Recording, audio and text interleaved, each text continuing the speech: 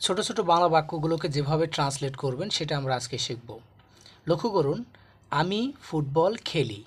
আমি ফুটবল খেলি এই বাক্যটাকে যেভাবে আমরা ট্রান্সলেট করতে পারি, আমাদেরকে প্রথমত সময়টাকে বুঝতে হবে যে এই বাক্যের মধ্যে কোন সময়ের নিয়ে কথা বলতেছে। দেখেন, আমি ফুটবল খেলি, এইটা প্রেজেন্ট নিয়ে কথা বলতেছে।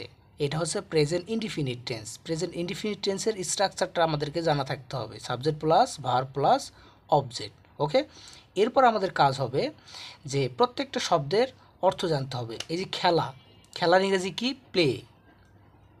এবং ফুটবল মানে তো ফুটবল, এবং আমির ইংরেজি হচ্ছে আই।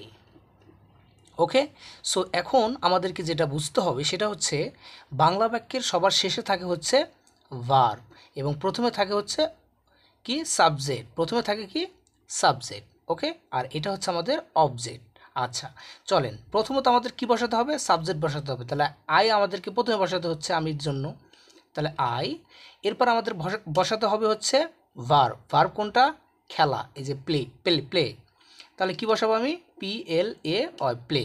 ওকে, এরপর আমাদের কি বসাতে হবে? Object, football, F double O T B A double L, football, I play football.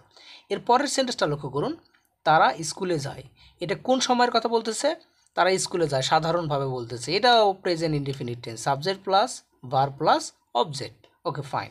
এখন আমাদেরকে যেটা করতে হবে, আমাদেরকে এগুলো অর্থ জানতে হবে। তাহলে যাওয়ার ইংরেজি কি? যাওয়ার ইংরেজি হচ্ছে গো, আমরা জানি। এটা হচ্ছে আমাদের কি? আমাদের হচ্ছে ভার্ব। আর তারা ইংরেজি কি? তারা হচ্ছে দে, রাইট? আর স্কুলে তো স্কুলে। আচ্ছা, তাহলে আমাদের কি প্রথমে বসাতে হবে? প্রথমে আমাদের সাবজেক্ট বসাতে হবে। সাবজেক্ট কি? দে। ওকে, এরপর আমাদের কি বসাতে হবে? ভার্ব বসাতে হবে। ভার্ব কোনটা?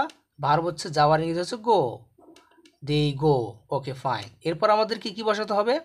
স্কুলে। কোনো জিনিসের দিকে যখন যায়, কোনো একটা জিনিসের দিকে যখন যায়, তখন টু বলতে হয়। To school. Okay, to school. তাহলে দেই গো টু স্কুল। এভাবে ট্রান্সলেশন শিখতে হবে একেবারে বেসিক থেকে।